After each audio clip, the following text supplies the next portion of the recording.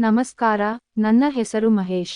ಈ ಕತೆ ತಂಗಿಯ ಜೊತೆ ನಡೆದ ಆಕಸ್ಮಿಕ ಕೇದಾಟ ಯ ಎರಡನೇ ಭಾಗ.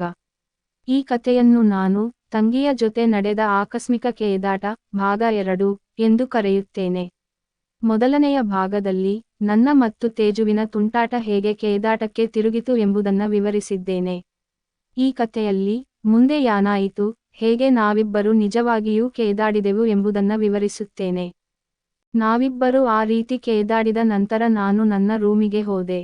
ಬೆಳಗ್ಗೆ ಎದ್ದು ಎಂದಿನಂತೆ ದಿನಚರಿಯನ್ನು ಮುಂದುವರಿಸಿದೆ. ಅಮ್ಮ ತಿಂಡಿ ತಿನ್ನೋದಕ್ಕೆ ಕರೆದಳು. ನಾನು ಸ್ನಾನ ಮಾಡಿ ಹೋಗಿ ಡೈನಿಂಗ್ ಟೇಬಲ್ ಮೇಲೆ ಕುಳಿತೆ. ಅಮ್ಮ ಉಪ್ಪಿಟ್ಟು ಮಾಡಿದ್ದಳು. ಕೆಲವೇ ನಿಮಿಷದಲ್ಲಿ ತೇಜುನೂ ಬಂದಳು. ಅವಳು ಸ್ನಾನ ಮಾಡಿ ಬೇರೆ ಬಟ್ಟೆ ಹಾಕಿಕೊಂಡಿದ್ದಳು. ತೇಜು ಸೀದಾ ಬಂದು ನನ್ನ ಎದುರಿನ ಕುರ್ಚಿ ಮೇಲೆ ಕುಳಿತಳು. ನನಗೆ ಅವಳನ್ನು ನೋಡುವ ಧೈರ್ಯ ಆಗಲಿಲ್ಲ. ನಾನು ನನ್ನ ಪಾಡಿಗೆ ತಿಂಡಿ ತಿನ್ನುತ್ತಿದ್ದೆ. ಅಷ್ಟರಲ್ಲಿ ಅಮ್ಮ, ಸಾರಿ ಪುಟ್ಟ, ನೆನ್ನೆ ಕೋಪದಲ್ಲಿ ಬೈದ್ಬಿಟ್ಟೆ ಎಂದು ತೇಜುಗೆ ಕೇಳಿದಳು. ತೇಜು, ಪರವಾಗಿಲ್ಲ ಬಿಡು ಮಾ ಎಂದು ಪ್ರತಿಕ್ರಿಯಿಸಿದಳು. ಅಮ್ಮ ಅಡುಗೆ ಮನೆಗೆ ಹೋದಳು. ಇತ್ತ ತೇಜು, ನೆನ್ನೆ ಅಮ್ಮ ಬೈದದ್ದು ಒಳ್ಳೆಯದೇ ಆಯಿತು ಎಂದು ಸಣ್ಣ ಧ್ವನಿಯಲ್ಲಿ ಹೇಳಿದಳು. ನಾನು ಅವಳ ಕಡೆ ನೋಡಿದೆ. ಅವಳು ಒಂದು ಕೆಟ್ಟ ಹಠಮಾರಿ ನಗು ಬೀರಿದಳು. ಆಹಾ, ಅವಳ ಮುಖದಲ್ಲಿ ಏನೋ ಒಂದು ತೃಪ್ತಿಯ ಸಂಕೇತವಿತ್ತು. ಆ ನಗುವನ್ನ ನೋಡಿ ನನಗೆ ತಡೆಯಲಾರದಷ್ಟು ಉದ್ರೇಗ. ನನ್ನ ತುಣ್ಣೆ ಕ್ಷಣಮಾರ್ಧದಲ್ಲಿ ಬಿರುಸಾಯಿತು. ಅವಳು ಟಿ ಶರ್ಟ್ ಮತ್ತು ಟ್ರ್ಯಾಕ್ ಪ್ಯಾಂಟ್ ಹಾಕಿದ್ದಳು. ತೇಜು ಬಗ್ಗಿ ತಿಂಡಿ ತಿನ್ನುವಾಗ ನನಗೆ ಅವಳ ಬಿಳಿ ಬಣ್ಣದ ಮೊಲೆಗಳು ಸ್ಪಷ್ಟವಾಗಿ ಕಾಣುತ್ತಿದ್ದವು. ನನಗೆ ಉದ್ರೇಗ ಹೆಚ್ಚಾಯಿತು. ನಾನು ಅಲ್ಲೇ ನೋಡುತ್ತಾ ತಿಂಡಿ ತಿನ್ನುವುದನ್ನ ಮರೆತೆ. ಅಷ್ಟರಲ್ಲಿ ತೇಜು ಅದನ್ನ ಗಮನಿಸಿ, ಓಯ್ ತಿಂಡಿ ನಿನ್ನೋ ಎಂದಳು. ನಾನು ಪ್ರತಿಕ್ರಿಯೆ ಕೊಡೋವಷ್ಟರಲ್ಲಿ ಅಮ್ಮ ಬಂದಳು. ಅಮ್ಮ, ಏನಾಯಿತು? ತೇಜು, ಅಮ್ಮ, ಅಣ್ಣಂಗೆ ಉಪ್ಪಿಟ್ಟು ಬೇಡವಂತೆ, ಪೂರಿ ಬೇಕಂತೆ ಒಂದು ಸುಂದರವಾದ ನಗು ಬೀರುತ್ತಾ. ಅಮ್ಮ, ಓಹ್, ಅದೇ ಮತ್ತೆ, ಇಲ್ದಿದ್ದೇ ಬೇಕಾಗುತ್ತೆ ನಿಂಗೆ, ಸುಮ್ನೆ ಉಪ್ಪಿಟ್ಟು ತಿನ್ನು. ಅಷ್ಟು ಹೇಳಿ ಅಮ್ಮ ಒಳಗಡೆ ಹೋದಳು.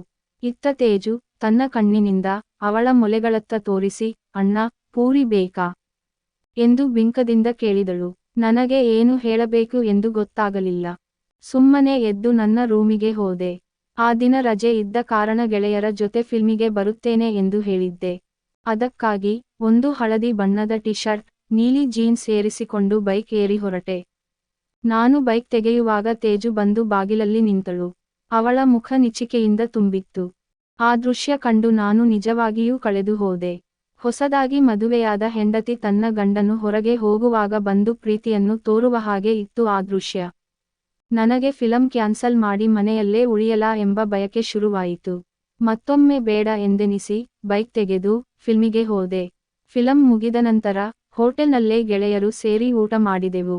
ನನಗೆ ಮನೆಗೆ ಯಾವಾಗ ಹೋಗ್ತೀನೋ ಅನ್ನಿಸುತ್ತಿತ್ತು. ಆದರೆ ಗೆಳೆಯರು ಬಿಡುತ್ತಿರಲಿಲ್ಲ. ಹಾಗೂ ಹೀಗೋ ಮಾಡಿ ಅಲ್ಲಿಂದ ಹೊರಟೆ. ಅಷ್ಟರಲ್ಲೇ ಗಂಟೆ 6 ಆಗಿತ್ತು.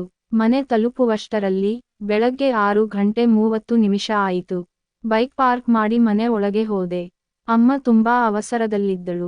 ಅಮ್ಮ ಅಪ್ಪ ಇಬ್ಬರೂ ಓಡಾಡುತ್ತಾ ಎಲ್ಲಿಯೋ ಹೋರಾಡಲು ರೆಡಿ ಆಗುತ್ತಿದ್ದಳು. ನಾನು, ಅಮ್ಮ, ಏನಾಯಿತು? ಎಲ್ಲಿಗೆ ಹೋಗ್ತಿದ್ದೀರಾ? ಅಮ್ಮ, ನಿಮ್ ಸೋದರತ್ತೆ ಮಾವ, father in law of my father's sister ತೀರಿಕೊಂಡರಂತೆ. ನಾನು ಮತ್ತು ಅಪ್ಪ ಹೋಗ್ತಿದ್ದೀವಿ. ಬರೋದು ನಾಳೆ ಆಗ್ಬಹುದು. ನನಗೆ ತಡೆಯಲಾರದಷ್ಟು ಸಂತೋಷ. ತೇಜುನ ಪೂರ್ತಿಯಾಗಿ ಪಡೆಯಲು ನನಗೆ ಗೌಪ್ಯತೆ, ಪ್ರಿವಸಿ ಬೇಕಾಗಿತ್ತು.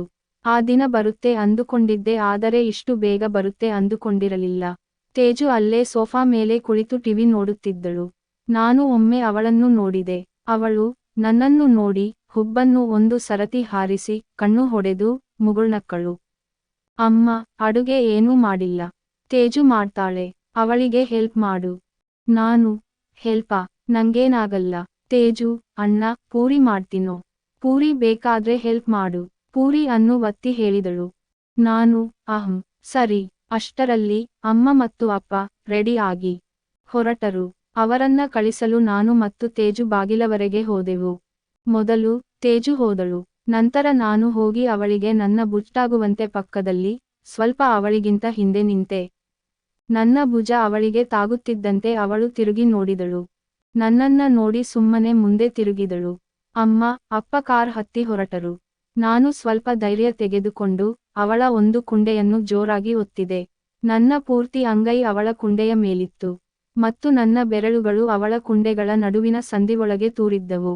ನಾನು ಒತ್ತಿದ ಕೆಲ ಸೆಕೆಂಡಿನ ಬಳಿಕ, ತೇಜು ನನ್ನ ಕೈಯನ್ನು ತೆಗೆಸಿದಳು, ಒಳಗೆ ಹೋದಳು. ನಾನು ಅವಳ ಹಿಂದೆಯೇ ಹೋದೆ. ತೇಜು ಸೋಫಾ ಮೇಲೆ ಕುಳಿತು ಟಿವಿ ನೋಡಲು ಆರಂಭಿಸಿದಳು. ನಾನು ಅವಳ ಪಕ್ಕದಲ್ಲಿ ಕುಳಿತೆ. ಟಿವಿ ನೋಡುತ್ತಾ ನನ್ನ ಕೈ ಹಿಡಿದು ಆಟವಾಡಲು ಶುರು ಮಾಡಿದಳು. ನಾನು, ಪೂರಿ ಯಾವಾಗ್ ಸಿಗುತ್ತೋ? ತೇಜು, ಆಗ್ಲೇ ಹಸುವಾಯಿತಾ? ನಾನು, ನನಗೆ ಉದ್ರೇಗ ತಡೆಯಲಾಗಲಿಲ್ಲ.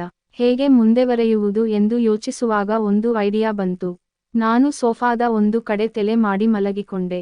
ನನ್ನ ಕಾಲುಗಳು ಮಡಚಿದ್ದವು, ಏಕೆಂದರೆ ಇನ್ನೊಂದು ಬಳಿಯಲ್ಲಿ ತೇಜು ಕುಳಿತಿದ್ದಳು. ನಾನು, ತೇಜು, ನಾನು ಕಾಲು ಒದ್ದ ಬಿಡ್ತೀನಿ. ಸರೀತೀಯಾ? ತೇಜು, ನಾನ್ ಸರಿಯಲ್ಲ. ನಾನು, ನಿನ್ಮೇಲೆ ಬಿಡ್ತೀನಿ ನೋಡು. ತೇಜು, ಬಿಟ್ಕೋ. ನಾನು ನನ್ನ ಕಾಲುಗಳನ್ನ ಉದ್ದ ಮಾಡಿದೆ. ಒಂದು ಕಾಲು ಅವಳ ಹಿಂದೆ ಮತ್ತು ಒಂದು ಕಾಲು ಅವಳ ತೊಡೆ ಮೇಲೆ ಇತ್ತು. ಅವಳು ಟಿವಿ ನೋಡುತ್ತಲೇ ತಿರುಗಿ ನನ್ನ ಕೆಳಗೆ ಮಲಗಿಕೊಂಡಳು. ಅವಳ ತಲೆ ನನ್ನ ಹೊಟ್ಟೆಯ ಮೇಲಿತ್ತು. ನನ್ನ ಬಿರುಸಾದ ತುಣ್ಣೆ ಅವಳ ಬೆನ್ನನ್ನು ಒತ್ತುತ್ತಿತ್ತು. ನಾನು ನನ್ನ ತಲೆ ಕೆಳಗೆ ಇಟ್ಟಿರುವ ಕೈಗಳನ್ನು ತೆಗೆದು ಅವಳ ಭುಜದ ಮೇಲಿಟ್ಟೆ. ನಿಧಾನವಾಗಿ ಅವಳ ಭುಜವನ್ನ ಉಜ್ಜಲು ಶುರು ಮಾಡಿದೆ. ಹಾಗೆಯೇ ಉಜ್ಜುತ್ತಾ ಅವಳ ಭುಜದ ಕೆಳಭಾಗವನ್ನು ಮುಟ್ಟಲು ಪ್ರಯತ್ನಿಸಿದೆ, ಆದರೆ ಸಾಧ್ಯವಾಗಲಿಲ್ಲ. ಸ್ವಲ್ಪ ಮೇಲೆ ಎದ್ದು ಅವಳ ತೋಳನ್ನು ಗಟ್ಟಿಯಾಗಿ ಹಿಡಿದು ಅವಳನ್ನು ಮೇಲಕ್ಕೆ ಎಳೆದೆ. ಅವಳು ತನ್ನ ಕಾಲುಗಳನ್ನ ಸೋಫಾದ ಹ್ಯಾಂಡಲ್ಗೆ ಒತ್ತಿ ತನ್ನ ದೇಹವನ್ನ ಮೇಲೆ ತಳ್ಳುತ್ತಾ ನನಗೆ ಸಹಾಯ ಮಾಡಿದಳು. ಅವಳ ತಿಕ್ಕ, ಮುಕುಳಿ, ಸರಿಯಾಗಿ ನನ್ನ ತುಣ್ಣೆಯ ಮೇಲೆ ಕುಳಿತಿತು. ಅವಳ ತಲೆ ನನ್ನ ಬಲಗಡೆಯ ಭುಜದ ಮೇಲಿತ್ತು. ನಾನು ಟಿವಿ ನೋಡುತ್ತಾ ಅವಳ ಮೊಲೆಗಳನ್ನ ಒತ್ತಲು ಶುರು ಮಾಡಿದೆ. ಒಂದು ಸರತಿ ಅವಳ ನಿಪ್ಪಲ್ಗಳನ್ನು ಜೋರಾಗಿ ಒತ್ತಿದೆ.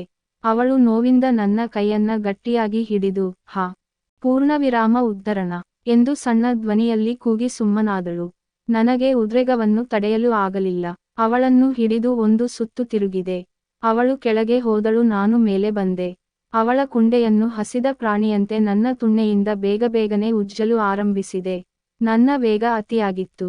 ತೇಜು ನನ್ನ ಭಾರ ತಡೆಯಲಾರದೆ ಎನ್ನುತ್ತಿದ್ದಳು.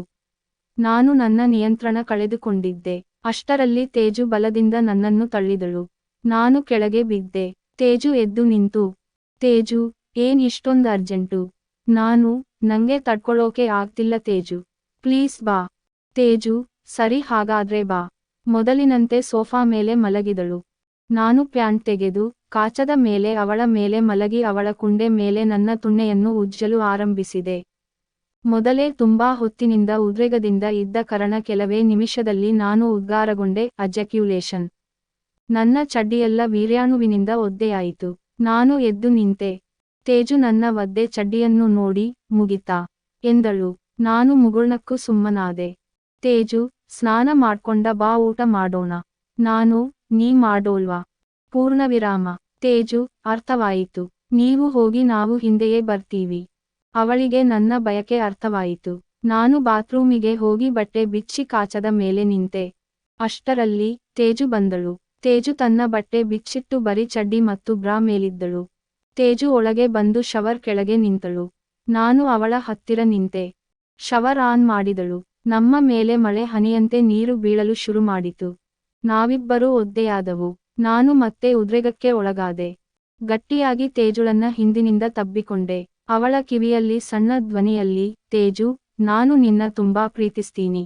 ನಾವಿಬ್ಬರೂ ಮದುವೆ ಆಗೋಣ ಎಂದು ಕೇಳಿದೆ. ಅವಳು ತಕ್ಷಣ ತಿರುಗಿ ನನ್ನ ಕಣ್ಣಲ್ಲಿ ನೋಡುತ್ತಾ ನನ್ನ ತಲೆಯನ್ನು ತನ್ನ ಎರಡೂ ಕೈಯಲ್ಲಿ ಹಿಡಿದು, ಮುಖದ ಹತ್ತಿರ ಮುಖ ತಂದು, ನನ್ನ ತುಟಿಯ ಮೇಲೆ ತುಟಿಯಿಟ್ಟು, ಗಟ್ಟಿಯಾಗಿ ಲಿಪ್ ಲಾಕ್ ಮಾಡಿದಳು.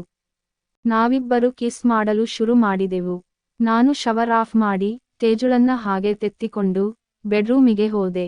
ನಮ್ಮ ಮೈಯಿಂದ ನೀರು ಹರಿಯುತ್ತಿತ್ತು. ನಾನು ಕಾಚದ ಮೇಲಿದ್ದೆ, ಅವಳು ಕಾಚ ಮತ್ತು ಬ್ರಾ ಮೇಲಿದ್ದಳು. ಅವಳನ್ನು ಎತ್ತಿಕೊಂಡು ಹೋಗಿ ಬಿದ್ಮೇಲೆ ಮಲಗಿಸಿದೆ.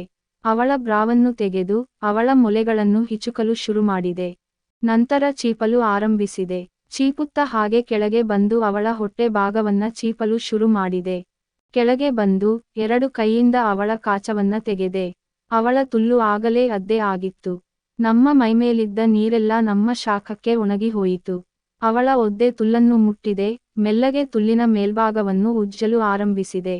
ಅವಳು ತೃಪ್ತಿಯಿಂದ, ಹಾ ಎನ್ನಲು ಶುರು ಮಾಡಿದಳು. ನಾನು ನನ್ನ ಚಡ್ಡಿಯನ್ನು ತೆಗೆದೆ. ನನ್ನ ತುಣ್ಣಿ ತುಂಬಾ ಬಿರುಸಾಗಿತ್ತು. ನಾನು ನಿಧಾನವಾಗಿ ಅವಳ ಮೇಲೆ ಹೋಗಿ, ಅವಳ 2 ಕಾಲುಗಳ ಮಧ್ಯೆ ಕುಳಿತೆ. ನನ್ನ ತುಣ್ಣೆಯನ್ನ ತುಲ್ಲಿನ ಮೇಲೆ ಇಟ್ಟು ಒಳಗೆ ತೂರಲು ಆರಂಭಿಸಿದೆ. ತೇಜು ಇನ್ನೂ ಕನ್ನೆಯಾಗಿದ್ದಳು. ಅವಳಿಗೆ ನೋವನ್ನು ತಡೆಯಲಾಗಲಿಲ್ಲ. ತೇಜು, ಅಣ್ಣ, ನೋಯ್ತಾ ಇದೆ. ಪ್ಲೀಸ್ ತಗಿ ಹೊರಗೆ. ನಾನು, ಏನು ಆಗಲ್ಲ.